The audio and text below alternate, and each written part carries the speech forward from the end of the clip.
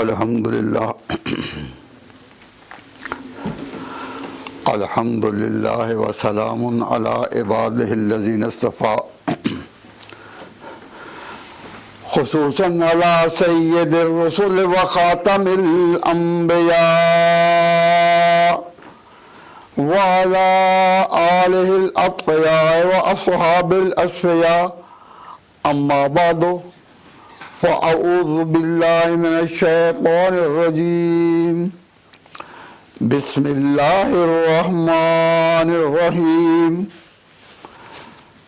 ان اللہ یأمرکم ان تؤدوا الامانات الى اہلها وَإِذَا حَكَمْتُمْ بَيْنَ النَّاسِ أَن تَحْكُمُوا بِالْعَدْلِ إِنَّ اللَّهَ نِعْمَ مَا يَعِظُكُم بِهِ إِنَّ اللَّهَ كَانَ سَمِيعًا بَصِيرًا صدق اللہ مولانا العظیم۔ حضرات، علماء کرام واجب الاحترام، بزرگان قوم، سامعین عزیز، دوستو اور مومن بھائیوں، اللہ تبارک و تعالی جل شانہ نے ہمیں اپنے احساس لطیف کو بیدار کرنے اور اپنی سمجھ کو روشن کرنے اور اولی الالباب کے دائرہ میں آنے کا امر فرمایا ہے۔ میں آپ سے اس موقع پر صرف ایک دو باتیں کہوں گا، بہت سی باتیں علماء کرام نے آپ کے سامنے بیان کر دی کہ نبوت ایک منصب ہے جو اوپر سے آتا ہے۔ نبوت ایک منصب ہے جو اوپر سے آتا ہے، اور خلافت ایک خدمت ہے جو نیچے سے آتی ہے۔ اللہ تبارک و تعالیٰ جل شانہ نے اپنی امانت دینے کے لیے نبوت کی راہ بنائی، اپنی امانت دینے کے لیے رسالت اتاری، اور لوگوں کی امانت دینے کے لیے آگے نظام حکومت کا امر فرمایا۔ تو حکمرانوں کو اختیار حکومت ملتا ہے نیچے سے، اور نبوت کی امانت ملتی ہے اوپر سے۔ ان دونوں کو گڑبڑ نہ کریں۔ آج رواج یہ ہو چکا کہ جو شخص کرسی پر آ جائے، ہم حکومت کی کرسی پر آ جائے، وہ اس کو سمجھتا ہے کہ یہ میری کوئی عزت ہے۔ نہ، اسلام میں حکومت میں آنا اور کرسی پر آنا ایک خدمت ہے۔ تو جب یہ خدمت ہے تو عزت سے نبوت کی ہے، جو اللہ تبارک و تعالیٰ کی طرف سے اس رسالت ملی اور احکام ملے، عزت سے مجھے کی۔ اور یہ جو حکومت ہے، یہ جو خلافت ہے، جو انسانوں کے اوپر نظام کو اپنے ہاتھ میں لینا ہے، یہ اگر صحیح ہو، صحیح خدمت ہو، نہیں تو قیامت کے دن یہ ایک ندامت ہے۔ تو اگر خلافت کوئی عزت ہوتی، حکومت کوئی عزت ہوتی، تو اس کو کبھی نظامت کہا جاتا؟ نظامت کا اردو کا ہے، آپ سمجھیں، یہ لفظ کوئی مشکل نہیں، مجھے بڑی نظامت ہوئی یعنی بڑی شرمندگی ہوئی۔ تو نبوت اعزاز ہے، نبوت ایک عزت ہے، اس کے لیے کوئی بے ادبی کا ایسا لفظ نہیں آ سکتا۔ لیکن جو خلافت ہے، جو نظام ہے، یہ خدمت ہے۔ اگر یہ صحیح ہو، اللہ تبارک و تعالیٰ کا اس کی جزا ہے، اگر غلط ہو، یہ نظامت ہے۔ تو جس چیز کو نظامت کہا جائے، اس کو جب عزت کا درجہ دینے لگے تو معلوم ہوا کہ یہ فرق مراتب کر ہی نہیں رہے۔ نبی پاک صلی اللہ علیہ وسلم کے ایک صحابی ہیں، حضرت ابو ذر غفاری۔ انہوں نے ایک دفعہ حضور کو کہا، حضور مجھے کسی ذمہ داری پر لگا دیں، مجھے کسی عمل پر لگا دیں، یعنی آفس کوئی ذمہ داری مجھے دیں۔ کس نے کہا؟ حضرت ابو ذر غفاری رضی اللہ تعالیٰ عنہ نے۔ تو نبی پاک صلی اللہ علیہ وسلم نے جواب دیا کہ یا ابا ذر، اے ابو ذر، لا تصل الامارت، اس عمارت کو اور عہدے کو طلب نہ کرنا، فإنها امانت، کیونکہ یہ ایک امانت ہے، وہ یوم القیامت ہے خزی و ندامت، اور قیامت کے دن یہی ایک رسوائی بنے گی اور یہی ایک ندامت بنے گی. تو ایسا نہ کرنا.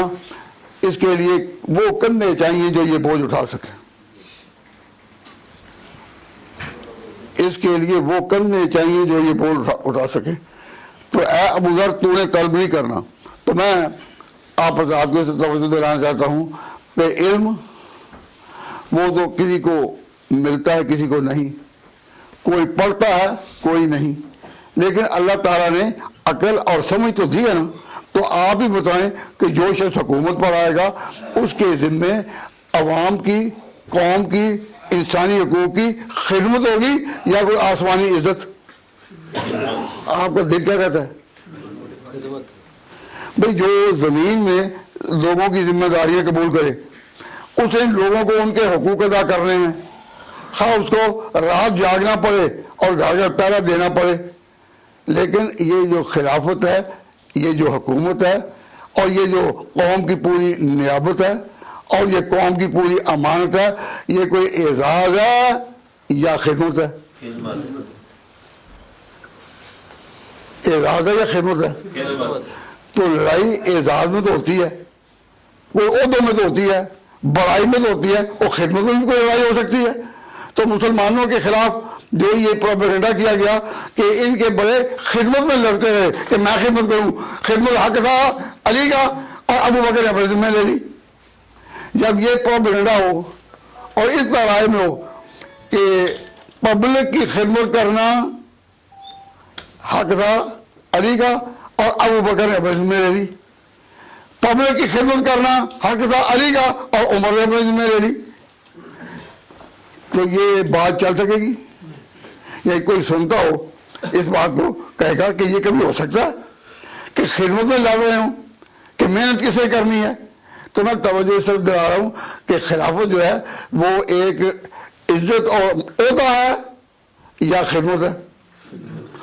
نبوت ایک عہدہ ہے، یہ ایک عزت ہے، یہ خدا کا ایک خدا کی طرف سے پیغام رسانی ہے، اور یہ آسمانی امانت ہے.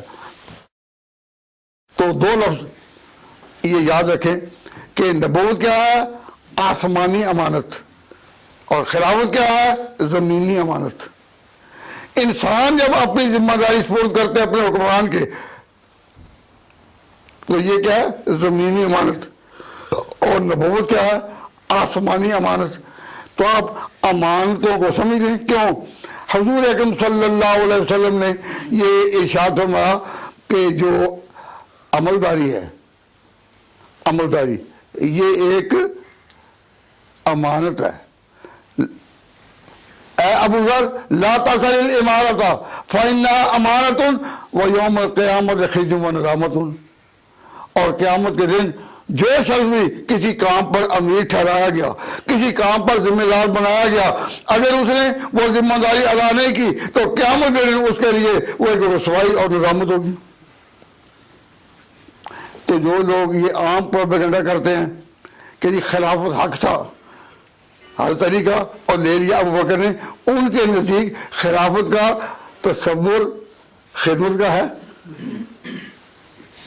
ان کے ذہن میں خلافت کا تصور خدمت کا نہیں، وہ سمجھے کرسی کا ہے، عزت کا ہے، اس منصب کا.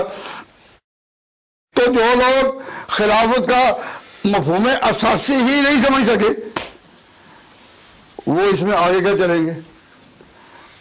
تو میں آپ حضرات کی خدمت میں گزارش کرتا ہوں کہ مسئلہ خلافت کو سمجھنے کے لیے پہلے اپنے ذہن میں یہ رکھیں کہ یہ آسمانی منصب ہے یا زمینی.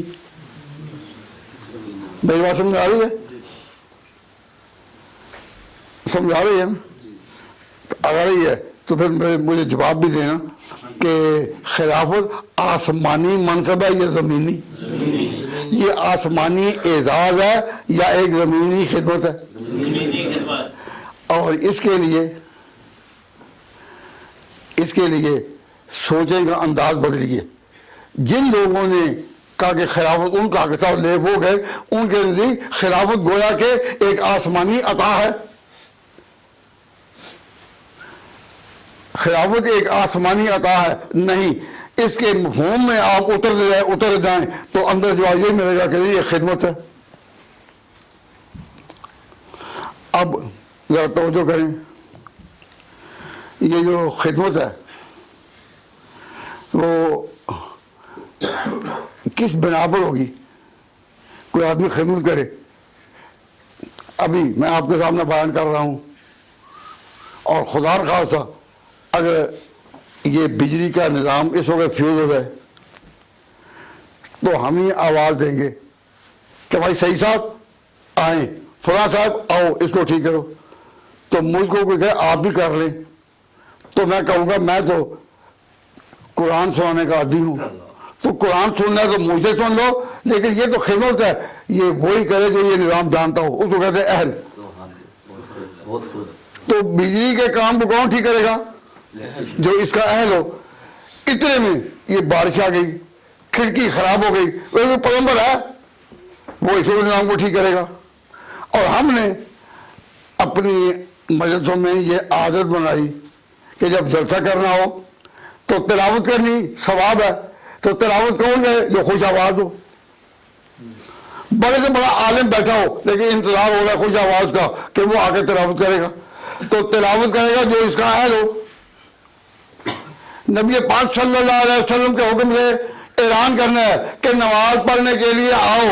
اس کے لیے نگاہ نبوت کا انتخاب بلال پر ہے. اور جب خطبہ دینا ہے تو نبی پاک صلی اللہ علیہ وسلم خود ہے. جب بیماری کے دنوں میں نہیں جا سکتے تو قائم کام ابو بکر ہیں.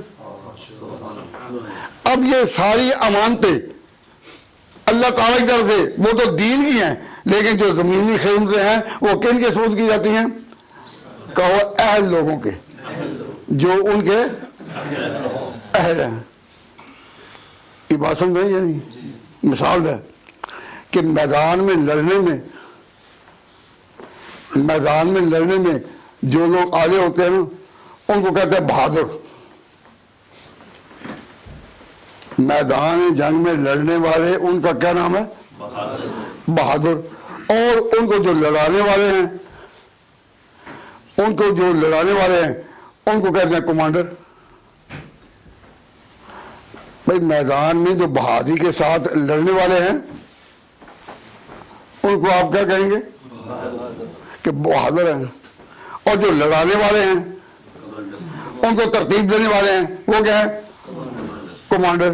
اب ہم کہتے ہیں کہ لڑنے والے بہادروں میں علی کی مثال نہیں اور لڑانے والوں میں خالد بن ولید کی مثال نہیں. لڑنے والوں میں شجاعت کا پیکر سیدنا حضرت علی مرتضیٰ، تو لڑنے والوں میں علی کی مثال نہیں اور لڑانے والوں میں خالد بن ولید کی مثال نہیں اور چلانے والوں میں پھر عمر کی مثال نہیں. تو اللہ تبارک و تعالیٰ جل شانہ نے انسان کو شعور بخشا ہے اور فرمایا یا ایھا الذین آمنوا، اے ایمان والو، ان اللہ یامرکم، اللہ تمہیں حکم دیتا ہے ان تؤدوا الامانات الی اہلھا، کہ امانتیں ان کے سپرد کرو جو اس کے اہل ہیں. یہ کوئی خاندانی عزت نہیں، عہدے خاندانی عزت نہیں ہے. نمبردار کسی گاؤں میں بھی بننا ہو تو یہ خاندانی عزت نہیں، وہ اہلیت ہے کہ لوگوں کو چلانے اور بٹھانے اور چلانے کا انتظام بھی ہے یا نہیں. تو ان اللہ یامرکم، اللہ تعالیٰ حکم دیتے ہیں ان تؤدوا الامانات، کہ امانتیں سپرد کر دو کن کے؟ الی اہلھا، جو اس کے اہل ہوں. وَإِذَا حَكَمْتُمْ بَيْنَ النَّاسِ، اور لوگوں میں جب تم نے فیصلہ کرنا ہو کہ اس مقام کے مناسب زیادہ عمر تھے یا علی تھے یا ابو بکر تھے یا عثمان تھے، کوئی تھے. وَإِذَا حَكَمْتُمْ بَيْنَ النَّاسِ، اور جب تم لوگوں میں فیصلہ کرنے پڑا ہو تو حکم ہے ان تحکموا بالعدل، عدل سے. ان اللہ یعظکم بہ، اللہ تعالیٰ تمہیں بہترین نصیحت کرتا ہے. تو میں آپ سے پوچھتا ہوں کہ امانت کو سپرد کرنا چاہیے اہل لوگوں کے یا یہ کوئی اعزاز ہے جس کو دیا جائے؟ یہ کوئی اعزاز نہیں کہ جو صرف کہ तुम तबरुकन और बुजुर्गी के तौर पर किसी को दे दो, ये जिम्मेदारी है। तो अब मैंने कई दफ़ा शिया हज़रात से सवाल किया कि जो सियासी बसीरत होती है, सियासी बसीरत समझ रहे ना, सियासी बसीरत होती है कि कौमी सतह पर कोई बात कर रही हो तो अल्लाह तबारक व तआला ने उसके लिए जो समझ अता फरमाई है उसको कहते हैं सियासी बसीरत। नबी पाक सल्लल्लाहु अलैहि वसल्लम एक दफ़ा मदीना मुनव्वरा से एक ख्वाब की बिना पर और सहाबा के इसरार की बिना पर चले मक्का की तरफ कि वो उम्रा करेंगे। मुद्दत हुई थी मक्का के मुसाफिरों को मक्का से निकले हुए, और अब जब इस्लामी शौकत उनको मिली और कुव्वत मिली तो अल्लाह ताला ने हुजूर को ख्वाब दिखाया। उस ख्वाब की बिना पर हुजूर अकरम सल्लल्लाहु अलैहि वसल्लम से सहाबा ने इसरार किया इसी साल चले। हालांकि ख्वाब में और अल्लाह ताला के हुक्म में ये नहीं था इसी साल इन्होंने, तो हुजूर की आदत शरीफा थी कि सहाबा की नाज़बरदारी करते थे, सहाबा की खिदमत उनके सामने थी तो आपकी नाज़बरदारी करते थे। आप चल पड़े तो आगे हुदैबिया के मकाम पर मुशरिकीन ने आगे ना जाने दिया, तो हुजूर ने हज़रत उमर के मशवरे से मक्का वालों के साथ सिफारती सतह पर बातचीत करने के लिए हज़रत उस्मान गनी को भेजा। अब हम आले सुन्नत सब बुजुर्गों को अकीदत का सलाम करते हैं। कोई अगर हमें ये कहे कि जी अली सिफारत के लिए नहीं भेजे गए, अली को हुजूर ने नहीं भेजा, उस्मान को भेजा, तो हम तो कहेंगे हम उस्मान के भी गुलाम हैं, अली के भी गुलाम हैं। लेकिन हुजूर ने उस्मान को क्यों भेजा? वो इसलिए भेजा कि मक्का में इक़्तिदार बनु उमैया का था और उस्मान उमवी थे, इनकी बात जो असर कर सकती है वो अली की नहीं कर सकती थी। तो आपने हुजूर ने हजरत अली को पीछे नहीं रखा, उन्होंने देखा कि इस गुफ्तगू का ज्यादा अहल कौन है। अल्लाह का हुक्म है इन्नल्लाह यअमुरुकुम, अल्लाह ताला तुम्हें हुक्म देते हैं तुद्दुल अमानात इला अहलिहा, अमानतें फिर उनको दो जो उसके अहल हैं। वइज़ा हकमतुम बैनन नास, और लोगों में जब तुम्हें फैसले करने हो तो फैसले करो अदल के साथ। अब आप आले सुन्नत प्लेटफार्म पर कभी ये नहीं सुनेंगे कि जी उस्मान का दर्जा तो था, वो इतना था, देखो अली को नहीं चुना।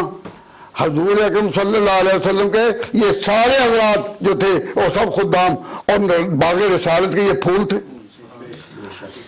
हर फूल की खुशबू अपनी अपनी, जिस तरह हर सितारे की चमक अपनी अपनी,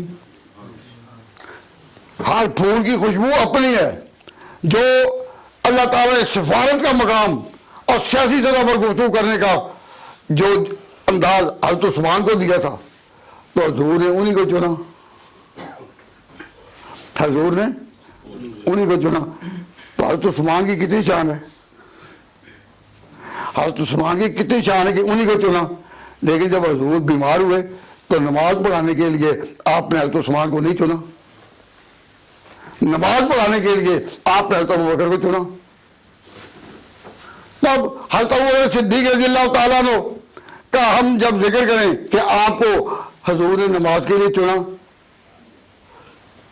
तो आपने हज़रत उस्मान को नहीं चुना, तो ये ज़ेन कि उसको नहीं, उस्मान को नहीं चुना, और ये हज़रत अली को नहीं चुना, या हज़रत अब्बास को नहीं चुना, या अब्दुर्रहमान बिन औफ को नहीं चुना। ये जज्बा किन लोगों का होता है?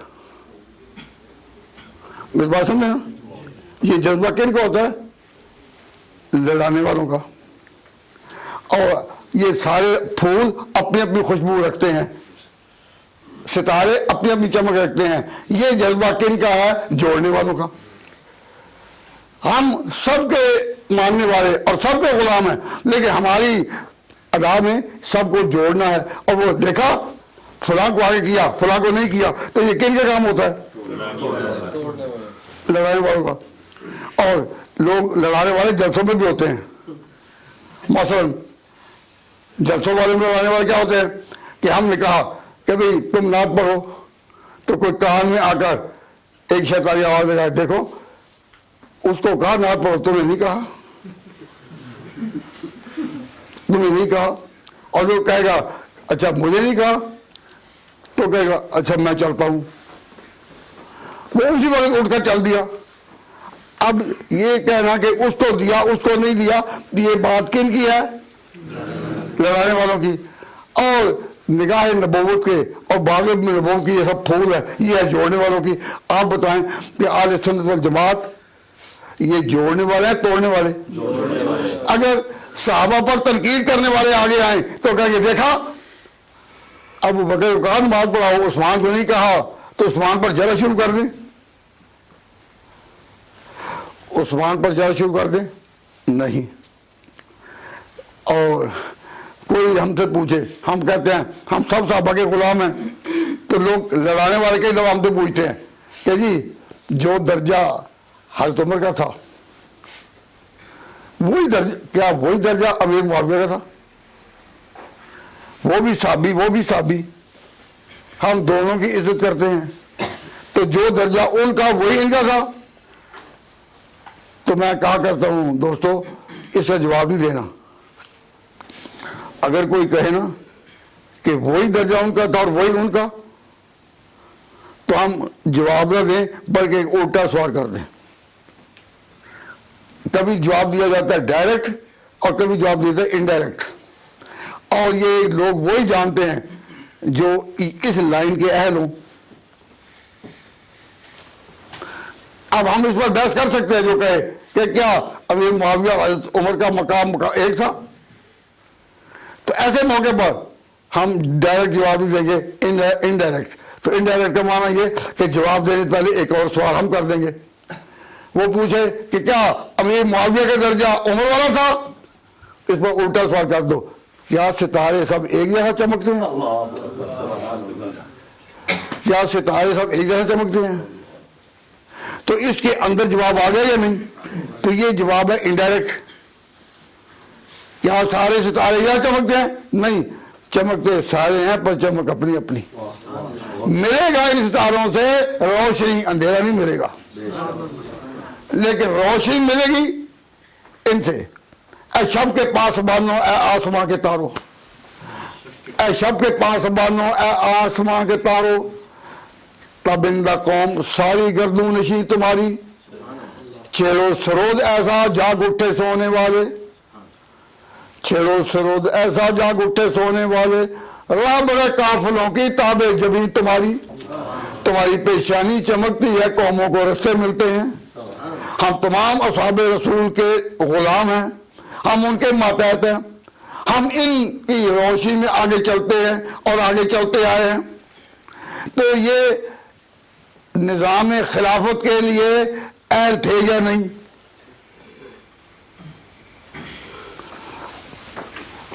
یہ ہم نے کئی دفعہ میدان مناظرہ میں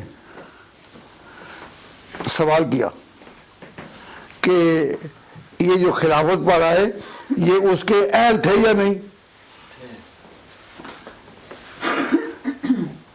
یہ آپ کو میری اردو کی سمجھ آ رہی ہے نا؟ مشکل تو نہیں نا؟ بہت سمپل اردو میں بات کر رہا ہوں کہ یہ خلافت کے اہل تو تھے یا نہیں. تو ہم سے پوچھا کہ اللہ کا حکم ہے تؤدوا الامانات الی اہلھا، امانتیں ثبوت کرو ان کے اہل کے. اب سوال یہ ہے کہ کیا یہ ابو بکر عمر اس خلافت کے اہل تھے یا نہیں؟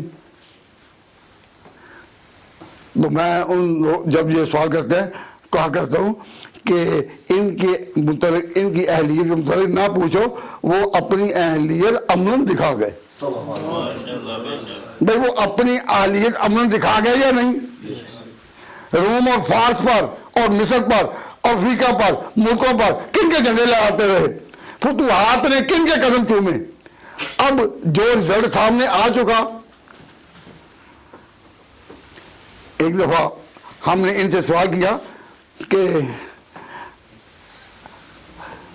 تم یہ کہتے ہو کہ خلافت حضرت علی کا حق تھا، تو اگر حضرت علی کا حق تھا تو حضرت علی نے لیا کیوں نہیں؟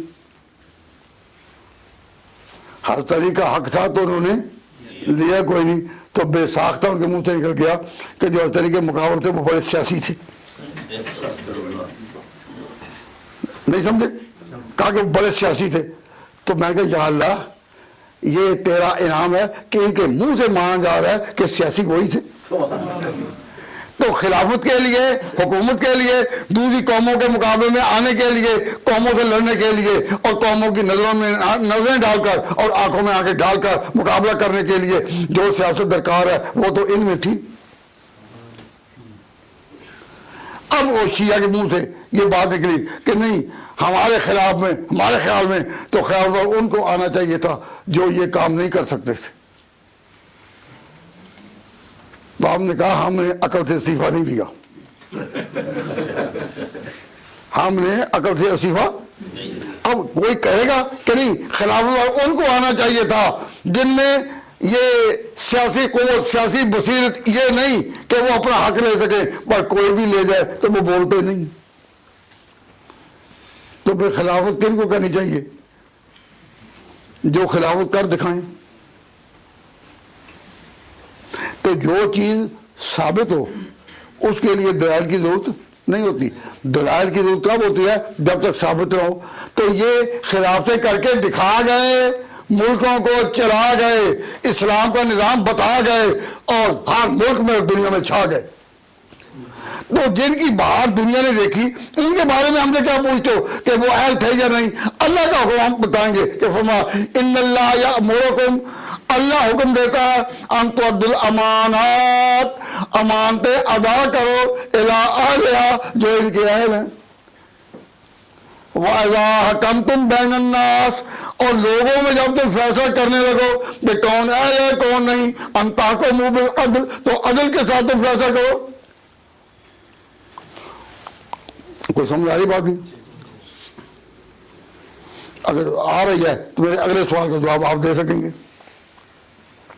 تو خلافت پھر کس طرح قائم ہوتی ہے؟ خلافت کس طرح قائم ہوتی ہے؟ اللہ کی وحی سے یا لوگوں کے انتخاب سے؟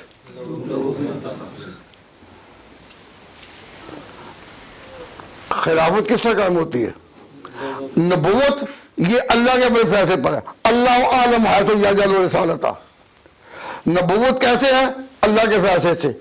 اور خدمت زمین والوں کی، انسانوں کی، وہ کیسے ہے؟ ان لوگوں کے فیصلے سے.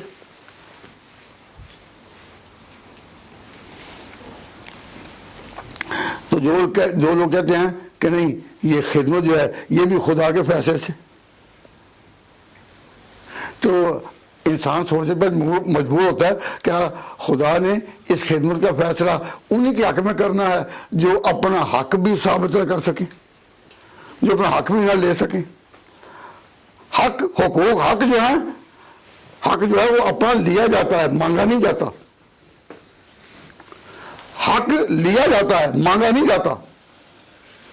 حق لینے والے میں اتنی قوت ہو، اتنی بصیرت ہو، اتنی فراست ہو، اتنی سیاست ہو، وہ اپنا حق لے سکے. حقوق لیے جاتے ہیں، مانگے نہیں جاتے کہ ان کا حق ہے کہ نہیں.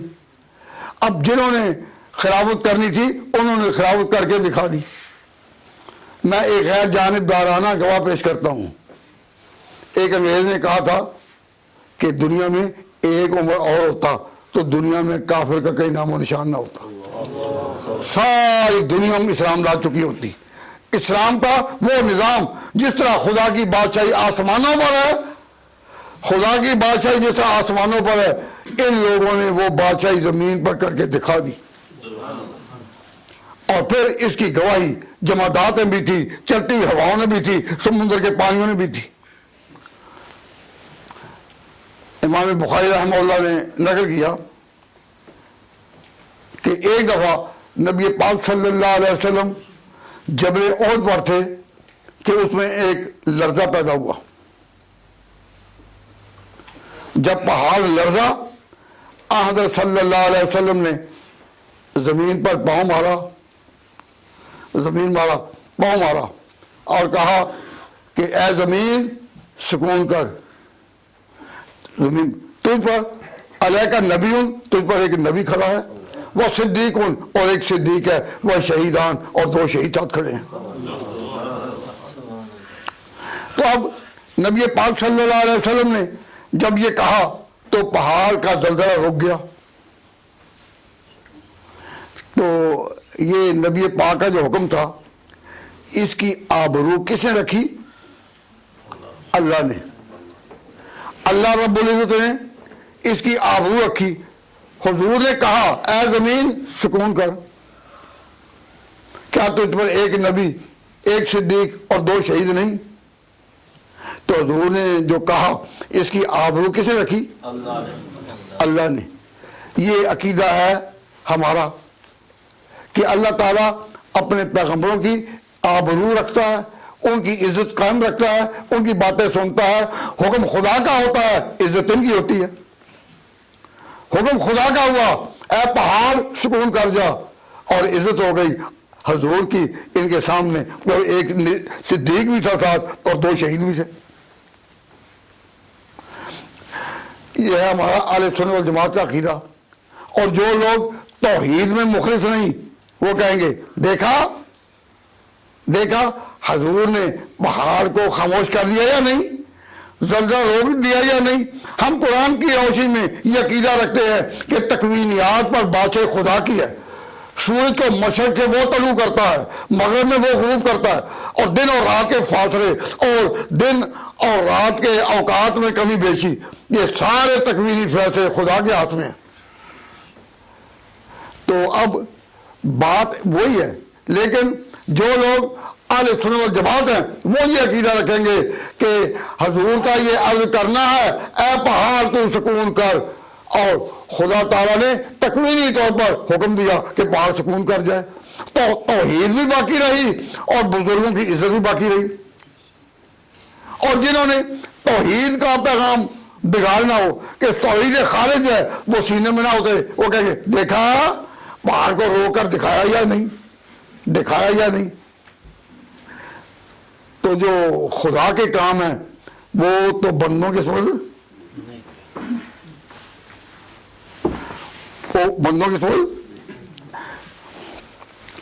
جس پہ عبادت کا دھوکہ، بندوں کی تعظیم نہ کر. بندوں کی وہ تعظیم جس میں عبادت کا رنگ آ جائے، جو خاص خدا کا حصہ ہے بندوں میں اسے تقسیم نہ کر. ہم مانتے ہیں لیکن پھر ایک وقت آیا کہ حضرت عمر رضی اللہ تعالیٰ عنہ کا دور ہے. پھر ایک وقت آیا کہ اس دور میں ایک پہاڑ پھر زلزلہ میں آیا. تو حضور نے تو اپنی بات کہی تھی اے پہاڑ سکون کر. کیا تجھ پر ایک نبی، ایک صدیق اور 2 شہید نہیں؟ تو جب حضرت عمر کا آیا تو حضرت عمر نے بھی زمین پر پاؤں مارا اور کہا اے زمین سکون کر. کیا تجھ پر عمر نے عدل نہیں کر دکھایا؟ وہ جس پر کہ زمین و آسمان کی بادشاہی چلتی ہے، کیا عمر نے عدل نہیں کر کے دکھایا؟ اور زمین سکون کر گئی. اب اتنا عدل زمین گواہی دے تو میں عرض کرتا ہوں کہ جس طرح منشا خدا بندی ہے کہ آسمانوں پر اس کی بادشاہی ہو، ان پاک باز انسانوں نے زمین پر ویسی بادشاہی قائم کر کے دکھا دی. وہاں تو فرشتے تھے اور یہاں خلفائے راشدین کے ماننے والے، اور ان کو آگے کر رہے ہیں ان اللہ یامرکم ان تؤدوا الامانات الی اہلہا. اب اللہ نے اگر مطالعہ کا موقع نہیں دیا لیکن اقرب سمجھ تو آپ کو دی ہے نا. اس لحاظ سے آپ دیکھیں کہ تم ان لوگوں کے کمالات پوچھتے ہو کہ وہ خلافت پر آنے کے اہل تھے یا نہیں، جن کی اہلیت کے نمونے دنیا نے مان لیے، اپنوں نے مان لیے، غیروں نے مان لیے، اور قوموں نے اس کی شہادت دی. دوست میں توجہ سب دلا رہا ہوں کہ آسمانی عہدہ کیا ہے؟ نبوت اور رسالت. زمینی عہدہ کیا ہے؟ خدمت اور خلافت. خدمت اور خلافت کے آداب اور اس کے پیمانے یہیں ڈلیں گے، یہیں ملیں گے. اور جو اللہ تعالیٰ کی امانتیں ہیں یہ اس کو یوں کہو، ایک امانت ہے آسمانی اس کا نام ہے نبوت اور رسالت، اور ایک امانت ہے زمینی اس کا نام ہے خدمت اور خلافت. تو خلافت جن کے نزدیک ایک عطا ہے، ایک عہدہ ہے، وہ بنیادی غلطی پر آ گئی یا نہیں؟ بنیادی غلطی پر آ گئے. اور ہم اس کو انگریزی میں اگر کہیں تو یہ کہیں گے کہ خلافت جو ہے یہ سروس ٹو دا نیشن، ایک سروس ہے، یہ سروس ہے، اور یہ جو نبوت اور رسالت ہے یہ خدا تعالیٰ کا اپنا میسج ہے۔ تو اہل سنت والجماعت اس لحاظ سے بالکل صحیح رستے پر ہیں کہ انہوں نے ہدایت تو لی کتاب و سنت سے اور خلافت قائم کی اہلیت کی بنا پر ان لوگوں کے ہاتھوں سے چلے جو اس کے اہل ہیں اور اس کو چلا سکیں۔ ہم اس میں ایک شخص ضلع میاں والی میں، پاکستان ضلع میاں والی میں تھا، تو انہوں نے ایک نظم سکھائی بچوں کو، تو بات وہ اپنی جگہ کہہ رہا تھا لیکن بچوں کو میں روکا کہ ہم بے ادبی کا انداز نہیں کرتے۔ جلسہ ہم نے کیا، تقریر ہم نے کیا، تو چھوٹے چھوٹے بچے جو ہیں ان کے منہ میں شاعر نے بات ڈال دی، اور تو انہوں مننے ہیں میاں والی زبان میں، اور تو انہوں مننے ہیں مشکل کشا، تو انہوں مننے ہیں مشکل کشا، جب اپنی خلافت بیٹھا کھسا، کہ اپنی خلافت بھی وہ نہ لے سکے اور دوسرے سے، اور جب کہا جائے کہ وہ نہیں لے سکے کہتے ہیں وہ سیاسی نہیں تھے، تو تم نے غیر سیاسی کو خلافت دینی ہے۔ تو دوستو، عزیزو، بزرگو، بھائیو، ذرا سوچو، جب اس نے کہا نا بچے نے کہ تم جگہ جگہ یہ عقیدہ پھیلاتے ہو کہ علی مشکل کشا تھے، ہاں جی ہمارا عقیدہ ہے، تو وہ مشکلات جب ان کے آگے آئی تھی، ان کی خلافت دوسرے لے لی، تو انہوں نے واپس کیوں نہ لی؟ تو ایک میرے سامنے ایک ذاکر نے بگا کر کہا کہ وہ تو تھی پر خدا کا حکم یہی تھا، کہ قوت تو تھی کہ وہ لے سکیں پر خدا کا حکم یہی تھا۔ تو میں نے کہا اگر ہم نے کہا کہ حضور کے بعد خلافت پر ابوبکر صدیق ہیں امام اول، تو تم اس کو کیوں نہیں کہتے خدا کا حکم ہے؟ کیونکہ ان کے منہ سے پہلے نکل گیا تھا یہ خدا کا حکم تھا، تو جب خدا کا حکم تھا تو ہم نے جب کہا کہ ابوبکر صدیق رضی اللہ تعالیٰ نے اس مقام پر ہیں، تو دوستو، عزیزو، بزرگو اور بھائیو، آپ اس بات کا فیصلہ کریں ذہن میں، اور پوری زندگی بھر آپ کی یہ بات کام آئے گی کہ خلافت ایک عزت ہے یا خدمت ہے؟ یہ عزت ہے یا خدمت ہے؟ ایک بات، جو عزت ہے وہ یوم آخر پر عزت اور بڑھے گی، لیکن جو خدمت ہے وہ ہو سکتا ہے کہ ندامت اور حسرت کے آنسوؤں میں۔ تو حضرت ابو ذر کو کہا، یہ میرے پاس صحیح مسلم ہے، صحیح مسلم کی جلد 2 صفحہ 121، نبی پاک صلی اللہ علیہ وسلم نے جو عمارت کا نقشہ کھینچا کہ عمارت ہے کیا، تو آپ نے فرمایا نبی پاک صلی اللہ علیہ وسلم انا امانت، کہ یہ جو عمارت ہے لوگوں کی یہ ایک امانت ہے، اور جو لوگ نیک تھے، حضرت ابو ذر غفاری اتنے نیک تھے کہ معلوم ہوتا تھا کہ جب وہ چلتے ہیں ان پر عیسیٰ بن مریم کی سیرت کا سایہ پڑتا ہے۔ جس طرح عیسیٰ بن مریم اپنے زہد میں انتہا پر تھے، تو اس کی جھلک جب آئی صحابہ میں تو ابو ذر غفاری پر آئی، اور یہ راز کھولا کس نے؟ نبی پاک صلی اللہ علیہ وسلم۔ فرمایا میں نے اس سے زیادہ صادق زہد کے سائے میں کسی کو نہیں دیکھا جتنا ابو ذر غفاری کو۔ تو ان کی نیکی میں اور درجے میں کوئی کرام ہے؟ نہ، لیکن ان کو کہا یا ابا ذر، اے ابو ذر، لا تطلب الامارہ، لا تسأل الامارہ، تم نے عہدہ نہیں مانگنا، فإنہا امانت، یہ امانت ہے، اور اللہ کا حکم یہ ہے کہ امانتیں ان کے ثبوت کرو جو اس کے اہل ہیں۔ تو ابو ذر غفاری کو کہا تو معلوم ہوا کہ خلافت صرف نیکی سے نہیں اہلیت سے دیکھی جائے گی۔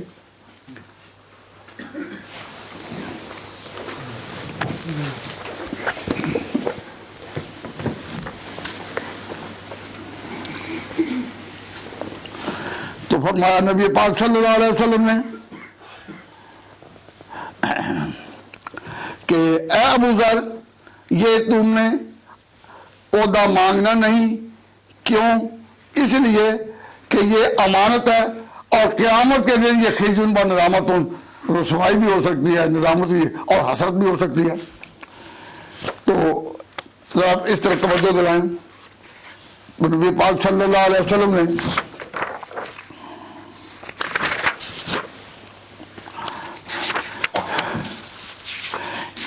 حکومت اور خلافت کے بارے میں ایک عجیب بات فرمائی۔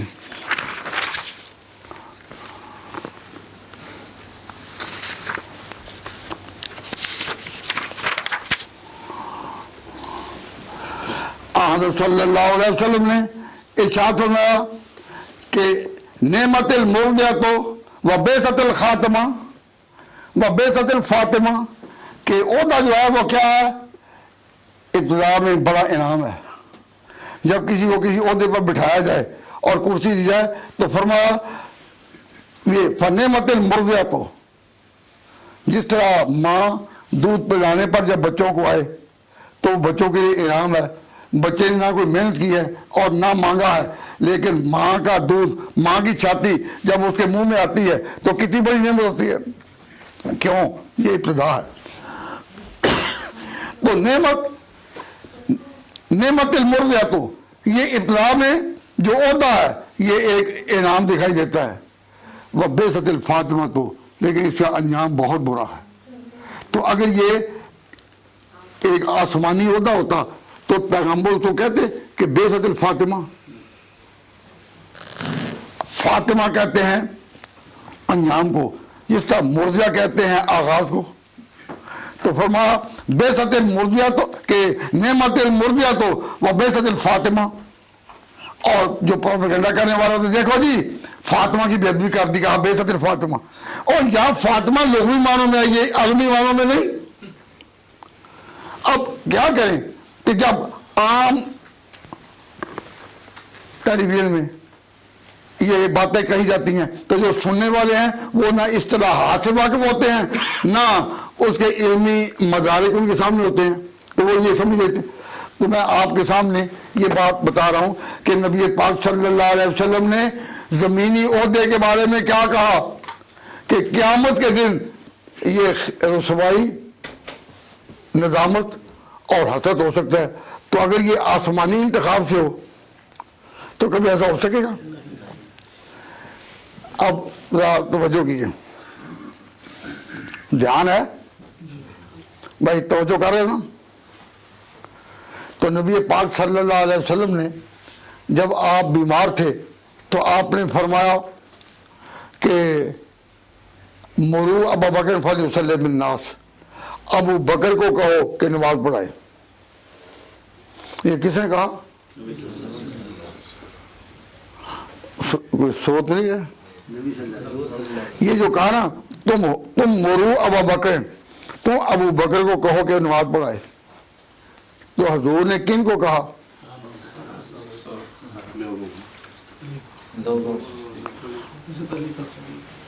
ابو بکر کو نہیں، آپ نے لوگوں کو کہا، صحابہ کو، کہ تم کہو ابو بکر کو نماز پڑھائے۔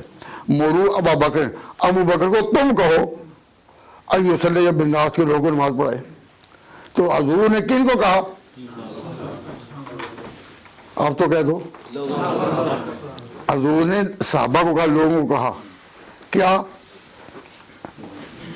فلیصلی بالناس، کہ ابو بکر نماز پڑھائے، لوگوں کو کہا۔ تو طالب علمانہ سوال پیدا ہوتا ہے کہ حضور نے خود ہی کیوں نہ کہہ دیا اے ابو بکر تم نماز پڑھو؟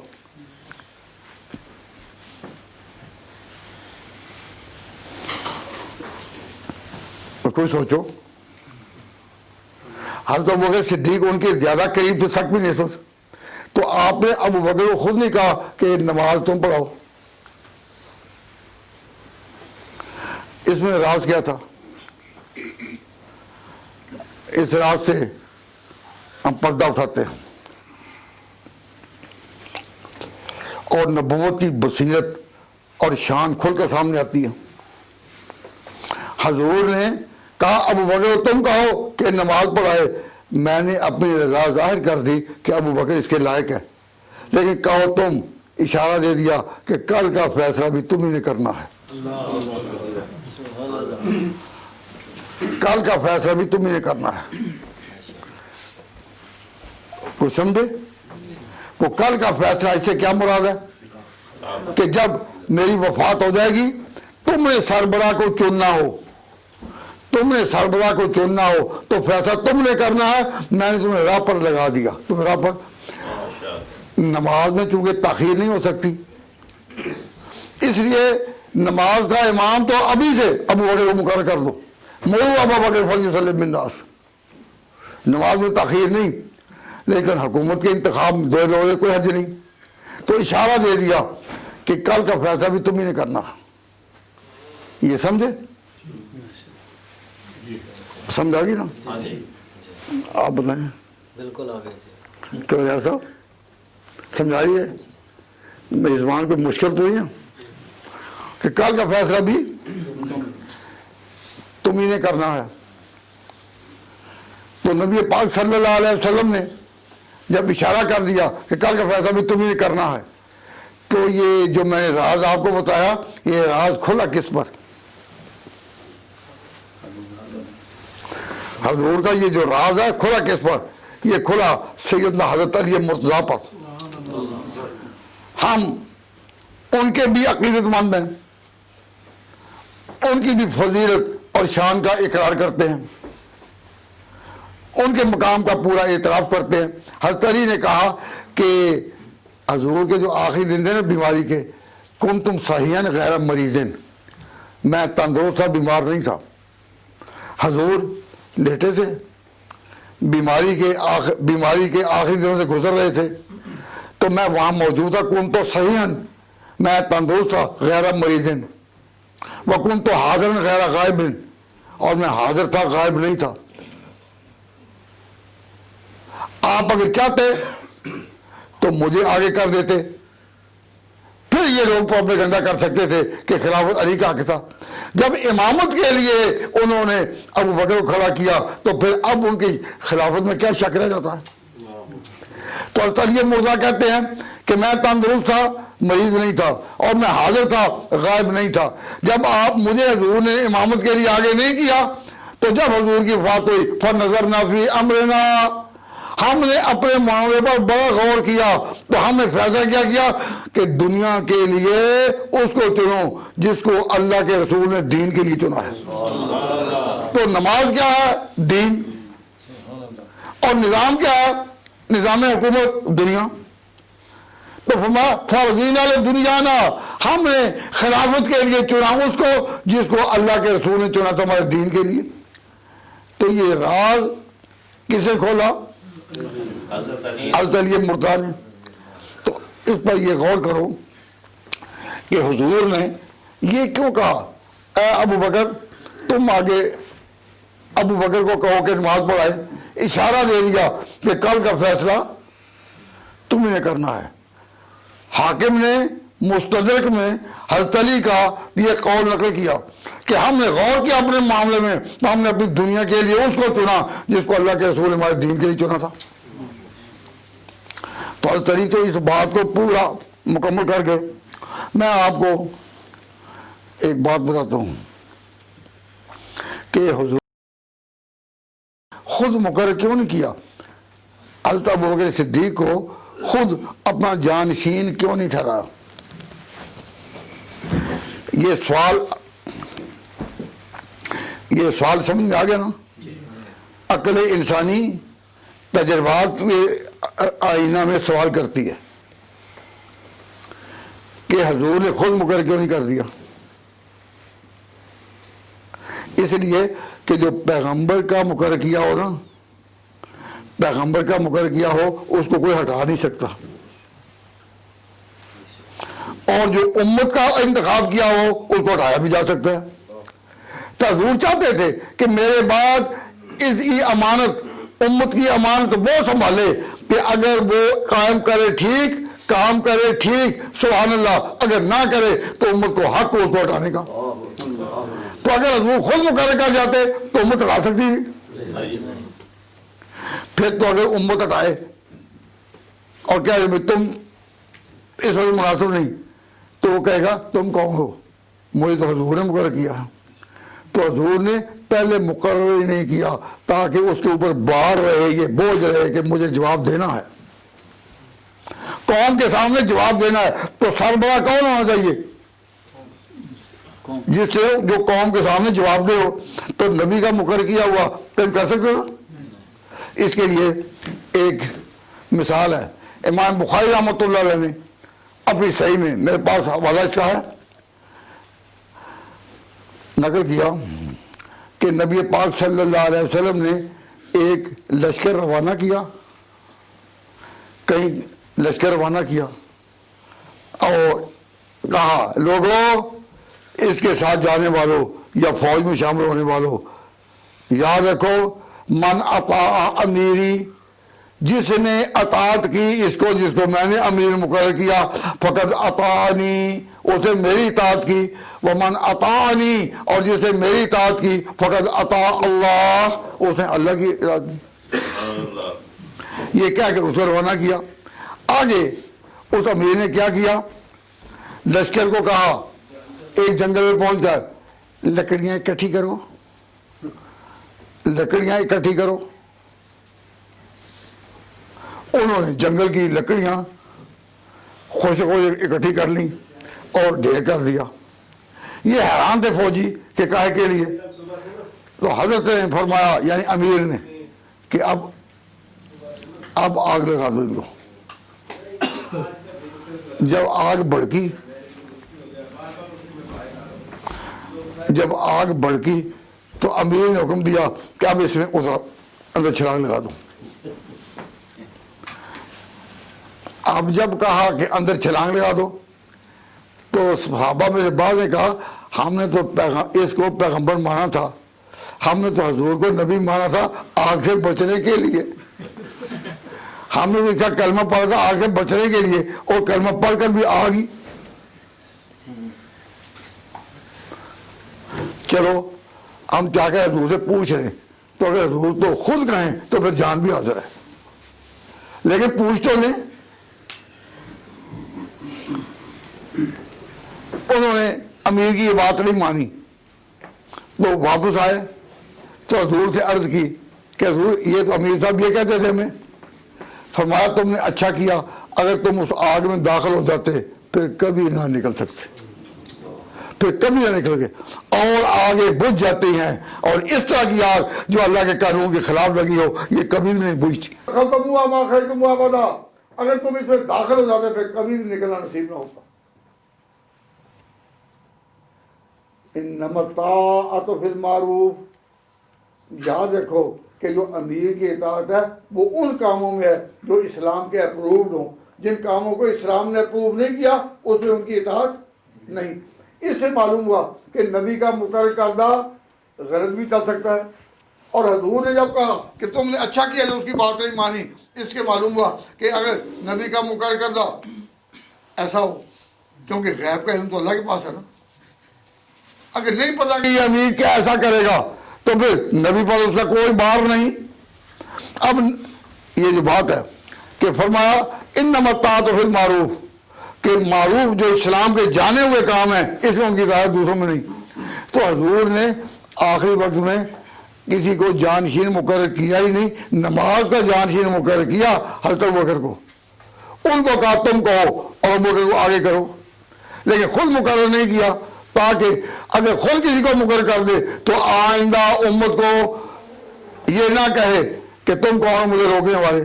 تو نبی پاک صلی اللہ علیہ وسلم جب دنیا میں تھے اس وقت کسی کو مقرر کیا، اس کا تو پھر حل بھی کر لیا کہ جب وہ لوگ پہنچے کہ ہم آگ میں چھلانگ لگائیں یا نہ، تو آپ نے فرمایا اگر تم لگا دیتے کبھی نہ نکل سکتے۔ لیکن حکمت سمجھ آ گئی کہ حضور نے جو مقرر نہیں کیا، اب یہ بار کن پر آیا، ان اللہ یامرکم ان تؤدوا الامانات الی اہلہا واذا حکمتم بین الناس ان تحکموا بالعدل، کہ تم نے فیصلہ کرنا ہے۔ اب حضور نے کن کو کہا کہ تم کہو اس کو، تم کہو ان کو، اس لیے کہ آگے تم نے کہا ہے۔ تو پھر صحابہ نے کہا اب جو بھی امام ہوگا اور جو بھی قائد ہوگا وہ شریعت کے قانون کے متحد ہوگا، اور جب تک وہ شریعت کے قانون کے مطابق فیصلے کرتا ہے تو اس کی پیروی کرو، اور اگر کوئی ایسی بات کرتا ہے جو شریعت کے قانون کے مطابق نہیں، اس پر اسے چھوڑ دو۔ تو بات یہ ہے، ایک سوال کا جواب مجھے سوال کیا گیا تو میں اس سوال کا یہ جواب دیتا ہوں کہ حضرت ابوبکر صدیق رضی اللہ تعالیٰ عنہ کا یہ انتخاب کہ ان کو کہیں ہم خلافت میں آگے، خدمت میں آگے، جانشینی میں آگے کرے، یہ انتخاب کہاں عمل میں آیا؟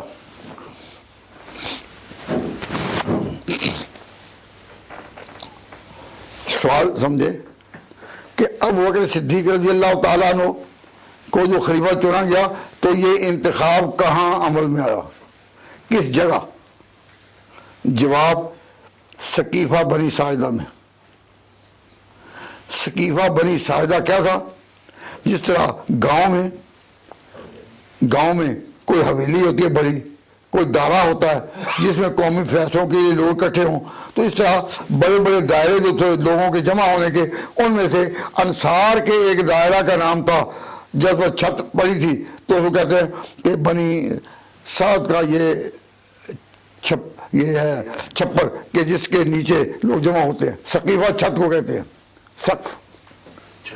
تو سقیفہ بنی ساعدہ میں اکٹھے ہوئے کون؟ انصار، صحابہ کا اب یاد نہیں کہنا، تھے صحابی وہ، لیکن مسئلہ سمجھنے کے لیے تو وہ سقیفہ بنی ساعدہ کن کی جگہ تھی؟ کن کی؟ انصار کی۔ تو وہاں جمع ہوئے کون؟ انصار، اور ان کا صدر مجلس سعد بن عبادہ رضی اللہ تعالیٰ عنہ تھے۔ وہ اندر بیٹھے، سر پر کپڑا لیا اور بیٹھے ہوئے تھے کہ سارے انصار جمع تھے، اور انصار میں یہ بات چلی کہ نبی، مسلمانوں کے جو نبی ہیں وہ تو آئے ہیں مکہ سے، اور ہم لوگ ہیں مدینہ والے، ہم نے نبی کا استقبال کیا، ہم نے مکہ کے مہاجرین کو اپنے اندر بسایا، اور ہم حضور کی امت میں داخل ہوئے۔ اب یہ انتخاب نبوت کا یہ تو اللہ کا تھا، ہمارے تو اختیار میں، جرت میں کوئی بات نہ تھی، لیکن اب ان کا جانشین کون ہو، اس میں تو ہمیں بھی اختیار ہے نا، کیونکہ اللہ کی یہ آیت ان کو بھی آتی ہوگی، ان اللہ یامرکم ان تؤدوا الامانات الی اہلہا واذا حکمتم بین الناس ان تحکموا بالعدل۔ تو کہا کہ اس طرح کرتے ہیں کہ نبی مکے والوں میں سے، اور جو جانشین ہو وہ مدینہ والوں میں سے ہو۔ یہ کون مشورے کر رہے تھے؟ انصار۔ کہاں؟ سقیفہ بنی ساعدہ۔ یہ مدینہ میں ہی ایک جگہ تھی سقیفہ بنی ساعدہ، تو وہاں وہ جب آپس میں مشورے کر رہے تھے کہ اتفاق سے وہاں سے ایک صحابی حضرت نعمان وہ پاس سے گزرے، تو انہوں نے دیکھا سارے انصار جمع ہیں۔ ان صحابی کے دل میں خطرہ گزرا کہ اب تک وہ سارے مسلمان ایک تھے، مکے والے مدینے والے ایک تھے، اوس اور خزرج ایک تھے، اوس اور خزرج ایک تھے، مہاجرین اور انصار ایک تھے۔ یہ کیا کہ انصار اکیلے یہ فیصلہ کریں تو کہ رفت پیدا نہ ہو جائے؟ حضور ابھی دنیا سے رخصت ہوئے ہیں تو کیا یہ امت بڑھ جائے گی؟ تو حضرت نعمان بن بشیر رضی اللہ تعالیٰ عنہ بھاگ کر گئے مسجد نبوی میں۔ مسجد نبوی میں کون بیٹھے تھے؟ مکے والے، جو لوگ مکہ سے آئے، مہاجر بن کر آئے، وہ بیٹھے تھے مسجد نبوی میں، ان کے دل غم سے چور ہو رہے تھے۔ نبی پاک صلی اللہ علیہ وسلم سفر آخرت پہ چلے گئے، تو جس قائد کے ساتھ انہوں نے مکہ چھوڑا، جس رابر کے ساتھ انہوں نے مکہ چھوڑا، اب وہ دنیا کو چھوڑ کر جا رہا ہے۔ ان کے دل غم سے بھرے ہوئے تھے، لیکن تھے کہاں؟ مسجد نبی میں۔ تو مہاجرین کہاں تھے؟ مسجد نبی میں۔ اور انصار کہاں تھے؟ سقیفہ بنی ساعدہ میں۔ تو سقیفہ بنی ساعدہ کا حال نعمان نے جا کر ان کو بتایا، تو ان میں جو بڑے لوگ تھے، جو نمایاں تھے، ان میں ایک حضرت عمر بھی تھے. تو حضرت عمر اور حضرت ابو بکر اور غالباً ابو عبیدہ بن جراح، غالباً کے درجے میں کہتا ہوں، یہ وہاں سے جلدی سے دوڑے کہ آج امت کو سنبھالنے کا وقت ہے. کوئی ایسا اختلاف نہ پیدا ہو جائے کہ امت بکھرے ہو جائے. پھر دنیا کیا کہے گی کہ پیغمبر کے بعد امت سنبھل نہ سکی. تو جلدی سے انہوں نے ان کو اطلاع دی اور یہ آ گئے. تو لمبی بات نہیں کرتا، یہ بات سمجھیے کہ وہاں سقیفہ بنی ساعدہ میں حضرت ابوبکر کو خلیفہ چنا گیا، جس میں مکہ کے آدمی ان کے پاس صرف دو تین ہی تھے، باقی سارے انصار تھے، اور وہ جمع وہاں ہوئے تھے اپنے سے کسی کو کرنے کے لیے. انصار کی طرف سے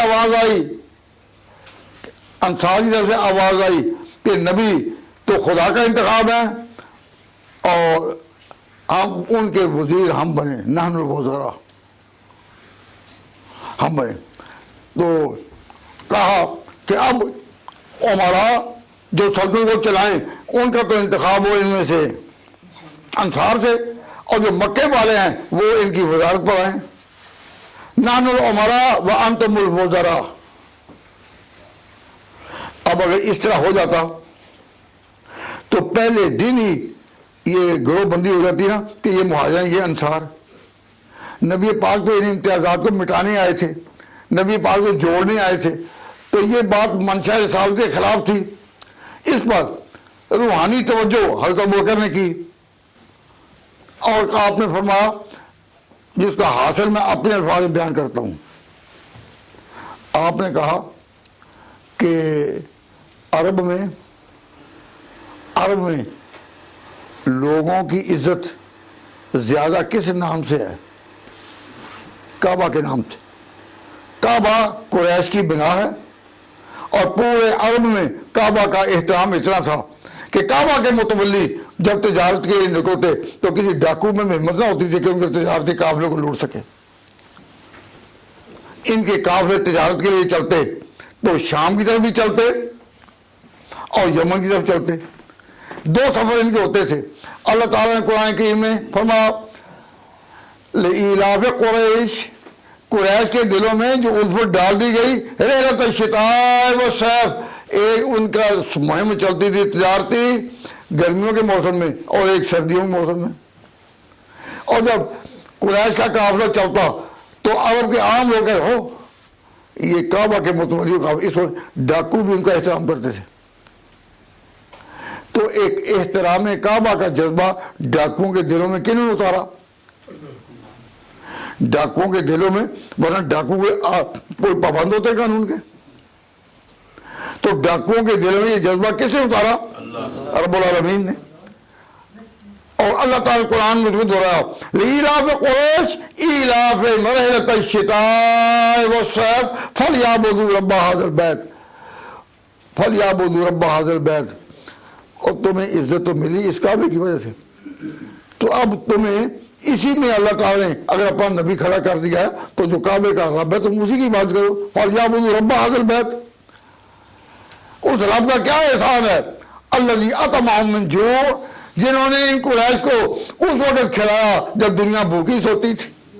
جب بھوک کے صدمے اور قحط کی منزلیں آتی تو کعبہ کا صدقہ ان کو روٹی ملتی. اطعمہم من جوع وآمنہم من خوف. اس وقت ان کو کھلایا جب دنیا بھوکی سو رہی ہے، اور جب دنیا خوف میں ہے ڈاکوؤں کے تو آمنہم، ان کو امن دیا. اور تمہیں تو عزت ملی کعبہ کے صدقے، اور اب اسی کو بسانے والا جب آ گیا وہ پیغمبر تو تم اس کی مخالفت کرتے ہو. تو ابوبکر صدیق نے اس راگ کو چھیڑا اور کہا کہ عزت ہمیں ملی ہے اس کعبہ کا صدقہ، قریش کو ملی اس کعبہ کا صدقہ. تو جب تک یہ کعبے والے ہوں گے اس کام میں آگے تو سارا عرب عزت کرے گا. ان کی ایک ہیبت ہے، ایک شوکت ہے، ایک محبت ہے اور ایک تاریخ ہے. تو اتنے حضرت ابوبکر صدیق نے اتنے سوچ سے یہ بات کہی کہ ان کے سینوں میں اترائی، کیونکہ وہ بھی صحابی سے. سوچنے میں غلطی کر سکتے ہیں پر فیصلے میں غلطی نہیں. صحابہ کے بارے میں یہ کہ سوچنے میں غلطی کر جائیں لیکن اللہ تعالیٰ کو ڈیولپ نہیں ہونے دیتے، فیصلے میں غلطی نہیں ہوتی، ہم معصومون من ذالک۔ تو حضرت ابوبکر صدیق کا انتخاب کہاں ہوا؟ اب میں ایک سوال کرتا ہوں تو آپ نے اس کا جواب دینا صحیح اور یاد رکھیں۔ سوال ہے حضرت ابوبکر صدیق کا بطور خلیفہ کے انتخاب کہاں ہوا؟ حضرت ابوبکر صدیق کا خلیفہ کہاں چنا گیا؟ ان کا انتخاب خلافت کہاں ہوا؟ یہ سوال۔ جواب، ان کا انتخاب خلافت ہوا مخالفوں میں، جو ان کے مخالف تھے، مہاجرین کے مخالف تھے، انصار، اور چاہتے تھے کہ خلافت ہم میں ہو۔ ابو بکر کا انتخاب ان میں ہوا۔ تو اگر ابو بکر کا انتخاب ایک سازش ہوتی تو وہ انتخاب اپنا میں ہوتا، مسجد نبوی میں ہوتا۔ یہ جو لوگ کہتے ہیں کہ ابو بکر نے خلافت پر قبضہ کر لیا، ہم کہتے ہیں اللہ کے بندو ذرا تاریخ کے آئینہ میں اترو اور سوچو۔ میں آپ سے پوچھتا ہوں کہ ابو بکر کو منتخب جو کیا اپنوں نے یا غیروں نے؟ غیروں نے۔ مومن کے لحاظ سے تو وہ اپنے تھے، لیکن دنیا کی درجہ بندی میں تو وہ انصار تھے، تو انہوں نے چنا۔ اب اس کو کوئی سازش کہہ سکتا ہے؟ جب کوئی سازش ہوتی ہے کہ قبضہ کرنا ہے، فورسبلی قبضہ کر لو، تو وہ سازش کب ہوتی ہے؟ جب اپنی برادری ساتھ ہو، اپنے گھر میں بیٹھ کر فیصلہ ہو۔ کبھی دنیا میں دیکھا کہ مخالفین میں بیٹھ کر جن کے حق میں فیصلہ ہو جائے تو وہ حق کا فیصلہ حق کا جلال ہے، اللہ تعالیٰ کی طرف سے جو قلوب پر اترتا ہے۔ اس کو کہہ دینا کہ زبردستی، یہ تو انہی کا کام ہوتا ہے نا جو عقل سے پیدل ہوں۔ اللہ تعالیٰ نے عقل استعمال کے لیے دی ہے یا سنبھال کر رکھنے کے لیے؟ عقل استعمال کے لیے۔ اب یہ تاریخ کا ایک بے لاگ فیصلہ ہے کہ ابو بکر کو خلیفہ چنا کنہوں نے؟ تو جب حضرت ابو بکر نے یہ تقریر کی جو میں نے کہا کہ ہمیں عزت ملی ہے کعبہ کی وجہ سے، تو اس لیے الائمۃ من قریش، اے انصار تم وزراء بن جاؤ مدد کرنے والے، لیکن امراء جو آئیں گے وہ کعبہ کی نسبت سے وہی ہوں گے جو کعبہ کے متولی ہیں۔ تو جب حضرت ابو بکر نے یہ بات کی تو بات مکمل کرنی تھی نا، بات مکمل کرنی تھی، تو حضرت ابو بکر کے دل میں کوئی خطرہ بھی احتمال بھی نہ تھا، آپ کے دل میں یہ خطرہ بھی نہ گزرا کہ میں خلیفہ بنوں گا، نہ۔ حضرت ابو بکر نے تقریر تو پوری کر دی اور کہا کہ میرے علم کے مطابق جو شخص پوری امت کو سنبھال سکے، جو سیاسی بصیرت اور سوچ رکھتا ہے، وہ عمر ہے، تو اس کے ہاتھ پر آؤ بیعت کریں۔ یہ حضرت ابو بکر صدیق نے کہا۔ اب حضرت ابو بکر صدیق کی بات کو رد کرنا کوئی آسان تھا؟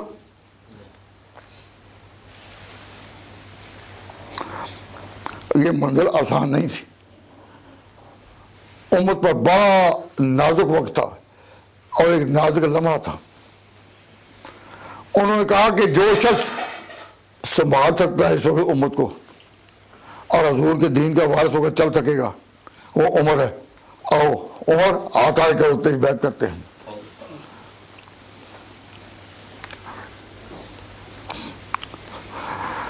حضرت عمر کے لیے اس کا جواب دینا یا ان کی بات کو توڑنا بڑا مشکل تھا، لیکن یہ بھی عمر سے انہوں نے ایک سوال کر دیا، خلافت کا تو نہیں، انڈائریکٹ، کبھی سوال ہوتا ہے ڈائریکٹ کبھی انڈائریکٹ۔ انہوں نے سوال کر دیا کہ اے ابو بکر، قرآن نے جو کہا ہے ثانی اثنین اذ ہما فی الغار، وہ میں ہوں یا تم؟